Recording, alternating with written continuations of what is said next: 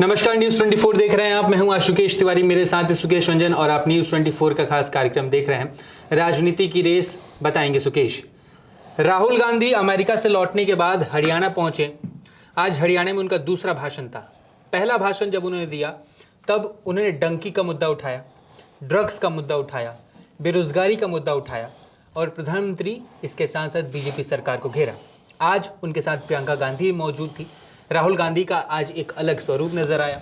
राहुल गांधी ने अग्निवीर को लेकर सरकार को जबरदस्त घेरा। इसके अलावा राहुल गांधी ने बेरोजगारी को लेकर सरकार को जबरदस्त तरीके से घेरा। प्रियंका गांधी भी यही कर रही थी। अब महज कुछ दिन बचे हुए हैं हरियाणा चुनाव की वोटिंग को लेकर। राहुल गांधी कुछ दिन और रहेंगे हरियाणा में। अब ऐसे में राहुल गांधी का ये जो नया रुख है सरकार को लेके, मुद्दों पे बात करना, मुद्दों पे घेरना, ऐसे में अगला जो आने वाले दिन होंगे उनमें राहुल गांधी और कांग्रेस पार्टी क्या करने वाली है, इसी पे डिस्कशन करेगी। सर, हमने देखा राहुल गांधी अमेरिका से लौटे तो डंकी का नया मुद्दा उठाया, अग्निवीर योजना पे घेर रहे हैं। आज उन्होंने प्रियंका गांधी के साथ एक रोड शो में निकाला। अब ऐसे में जो 3 दिन बचे हुए, क्योंकि बहुत कम दिन दिया उन्होंने हरियाणा को, अब इन 3 दिनों में उनका प्लान क्या होने वाला है? देखिए, मुद्दे वही हैं, मुद्दे वो वही उठाएंगे। बहुत बड़ी संख्या में वहां फौज में जाने वाले युवा हैं, तो वो अग्निवीर का मुद्दा उठाएंगे। उसका जवाब उनको मिल रहा है, लेकिन उन्हें लगता है कि एक डायरेक्ट कांटेक्ट युवाओं से अग्निवीर का मुद्दा उठाने से बनता है जी। किसानों की बात करेंगे। हरियाणा और पंजाब दो एफ्लुएंट, मैं कह चुका हूं कि बाकी राज्यों से वहां के किसान ज्यादा एफ्लुएंट है, तो किसानों का मुद्दा वो उठाएंगे। महिलाओं का मुद्दा उठाएंगे। लेकिन ये जो आज जो रोड शो है वो एक प्लानिंग के तहत है। राहुल ने अपने प्रचार का तरीका बदल दिया है। अगर आप, लोग कहते हैं हेलीकॉप्टर से आप सभाएं करते हैं तो बहुत ज्यादा सभा कर सकते हैं, लेकिन आज वो 6 जगह कॉन्स्टिट्यूएंसी टच कर रहे हैं जब वो रोड से चल रहे हैं। और ये जो चूज किया है रास्ता, उसमें भी एक कैच है। तो राहुल गांधी ने कैसे अपने प्रचार का तरीका बदला है, किस इलाके को चुना है, उसको क्यों चुना है, इसको बताता हूं जी। राहुल गांधी नारायणगढ़ जा रहे हैं जी। नारायणगढ़ वो कॉन्स्टिट्यूएंसी है जहां से नायब विधायक रह चुके हैं। नायब सिंह सैनी मुख्यमंत्री हैं। मुख्यमंत्री मतलब बीजेपी का उस सूबे में सबसे बड़ा नेता, सबसे बड़ा चेहरा। उनके नाम पे ही बीजेपी वोट मांग रही है। उनको ओबीसी उम्मीदवार के तौर पे मनोहर लाल खट्टर को हटाकर वहां लाया गया है। तो नारायणगढ़ में जाना। अंबाला जा रहे हैं। अंबाला से पहली बार वो विधायक रहे। लाडवा भी जा रहे हैं, जहां से वो अब चुनाव लड़ रहे हैं। कुरुक्षेत्र से वो सांसद रहे हैं, तो कुरुक्षेत्र की जो थानेसर असेंबली कॉन्स्टिट्यूएंसी है वो थानेसर भी जा रहे हैं। मतलब आज का जो रूट चूज किया गया है वो सीएम को घेरने का रूट है। और ये जो पूरा इलाका है इसको आप नॉन जाट बेल्ट कह सकते हैं। चाहे वो नारायणगढ़ हो, लाडवा हो, कुरुक्षेत्र हो, अंबाला हो, ये ऐसे क्षेत्र हैं जहां बीजेपी ने 2014 के चुनाव में बहुत लाजवाब परफॉर्म किया था। 2014 तो मेरे ख्याल से स्वीप था, शायद 21 सीटें।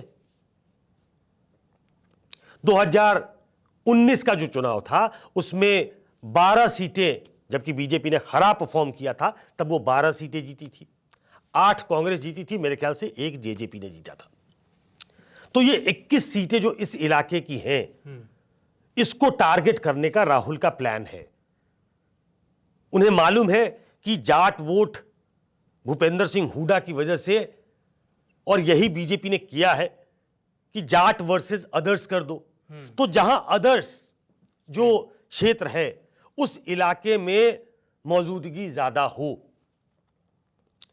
और एक बात और ध्यान रखिए, ये जो रूट है इसमें राहुल गांधी पहले भी एक बार ट्रैवल कर चुके हैं।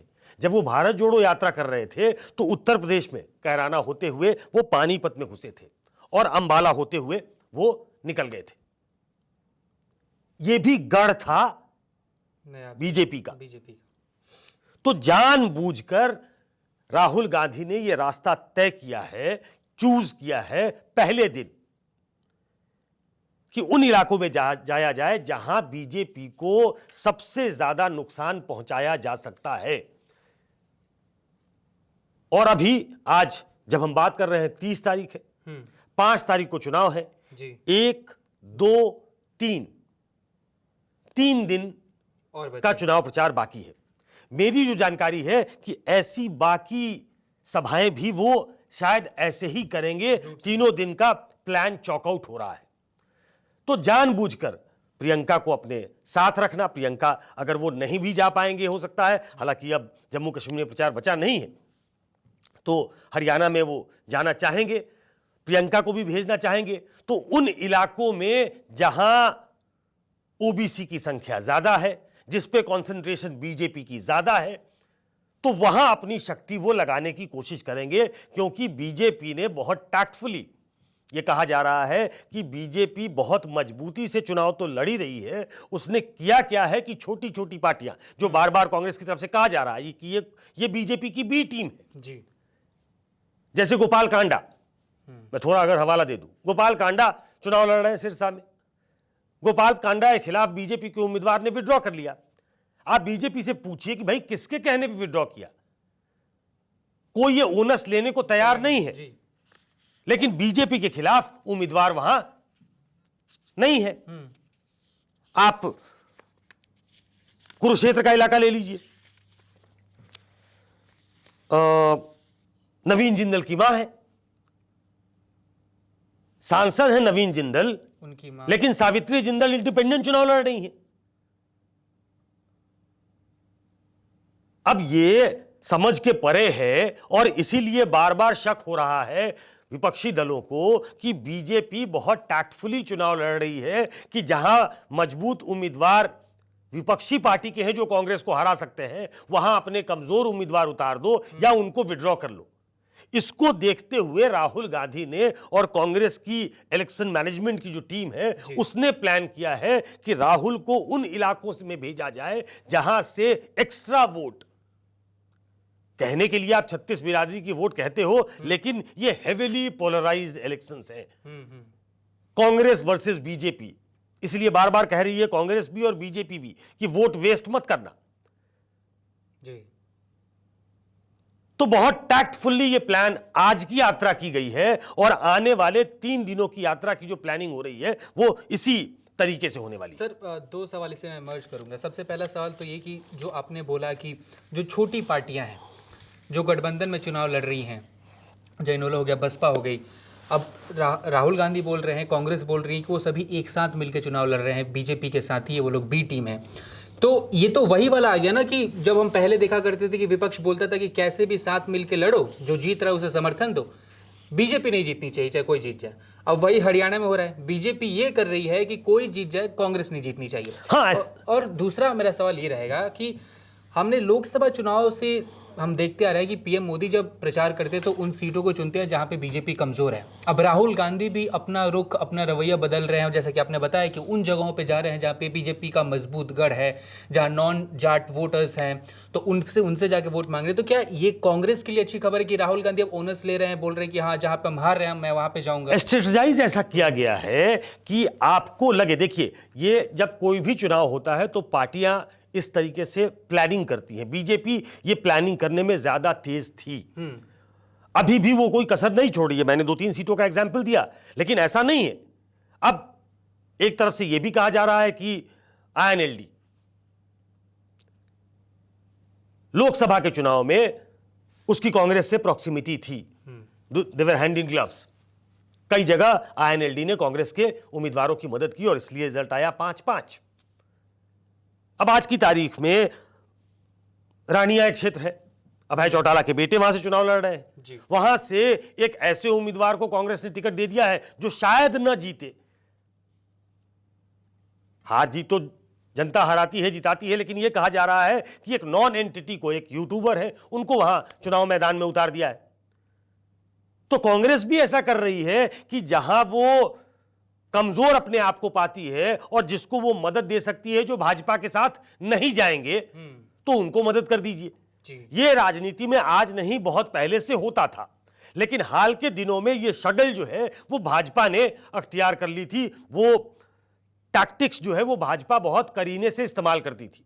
अब कांग्रेस ने इसका इस्तेमाल करना शुरू कर दिया है। कांग्रेस को मालूम है कि एक बेस वोट जाटों का है जो उसके साथ है, और इसीलिए राहुल गांधी पिछड़ों की बात वहां भी कर रहे हैं, आरक्षण की बात वहां भी कर रहे हैं, संविधान की बात वहां भी कर रहे हैं। शैलजा और हुड्डा को एक साथ हाथ मिलाते हुए विजुअल आज आपने फिर से देखे होंगे। तो दलित हमसे न छिटके, आमतौर पे वहां ऐसा कहा जाता है कि जाट चूंकि बहुत डोमिनेंट कास्ट है, इसलिए दलित नॉर्मली उनके साथ नहीं जाता। BJP is trying to catch them, play the game, जिसमें दलित कांग्रेस की तरफ न झुकी दिखे। तो बीजेपी की तरफ से गेम हो रहा है, तो कांग्रेस भी अपनी तरफ से गेम कर रही है कि राहुल गांधी का रास्ता, राहुल गांधी की स्ट्रैटेजी, राहुल गांधी का रूट इस तरीके से प्लान किया जाए कि वो बीजेपी को घेर सके, वो पिछड़ों के इलाके में जाए, वो दलितों के इलाके में जाए, जो बीजेपी का सबसे महत्वपूर्ण चेहरा है उस इलाके में धावा बोले। और शायद इसीलिए जो बाकी 3 दिन बचे हैं वो बहुत इंपॉर्टेंट है कांग्रेस के लिहाज से कि वो आने वाले समय में कैसा परफॉर्म करने वाले। सर, आपको लगता है कि थोड़ा लेट उतरे राहुल गांधी हरियाणा चुनाव में? थोड़ा पहले आना चाहिए था, अमेरिकी दौरा के बाद आ जाते जम्मू कश्मीर। वो जितना ज्यादा जो आपका स्टार प्रचारक है, और कांग्रेस आज की तारीख में राहुल गांधी पे बहुत ज्यादा डिपेंडेंट है, और लोकसभा के चुनाव में उनका जो परफॉर्मेंस है, जो सैकड़ा छुआ है उन्होंने, वो एक शैडो प्राइम मिनिस्टर की तरह अपने आप को अब देखने लगे हैं।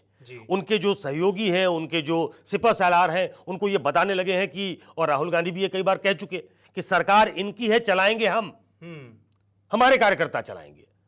तो राहुल गांधी जितना ज्यादा दिखेंगे, जितना ज्यादा जाएंगे, उतना तो फायदा होगा। लेकिन उन्हें जम्मू कश्मीर भी देखना था, उन्हें हरियाणा भी देखना था। तो ये बात आप कह सकते हैं कि ये प्लानिंग जो अब हो रही है, शायद थोड़े पहले से करते तो ज्यादा अच्छा था, क्योंकि पहले जो खबर बनी वो ये बनी कि टूट हो गई, हुड्डा एक तरफ है, शैलजा एक तरफ है। सुरजेवाला ने भी कहा कि 3 मुख्यमंत्री के उम्मीदवार हैं, मैं भी हूं, शैलजा भी है, हुड्डा भी है, कोई चौथा भी हो सकता है। तो पहले ये बैड पब्लिसिटी आई। तो ये जो डैमेज कंट्रोल की कोशिश है, ये बेशक लेट है, लेकिन अब जो जिस तरीके से ये प्लान किया जा रहा है, मुझे लगता है कि इसके पीछे पूरी एक रणनीति बनी है, एक दिमाग लगा है, एक सोची समझी रणनीति, टैक्टिक्स के तहत, पॉलिटिकल एक्यूमेन के तहत इन इलाकों को चुना गया है जहां से ज्यादा पॉलिटिकल डिविडेंड, पॉलिटिकल फायदा उठाया जा सके। मतलब देर सही, लेकिन राहुल गांधी हरियाणा चुनावी मैदान में कूद चुके हैं, और आपको बताया आज कि कैसे उन्होंने एक नया तरीका अख्तियार किया है, नया रूट तैयार किया है लोगों तक पहुंचने के लिए और बीजेपी पर हमला बोलने के लिए। हरियाणा चुनाव में कुछ ही दिन बाकी हैं, जैसे जैसे अपडेट्स आएंगी हम आप तक वीडियो लेके आते रहेंगे। फिलहाल इस वीडियो में इतना ही, धन्यवाद।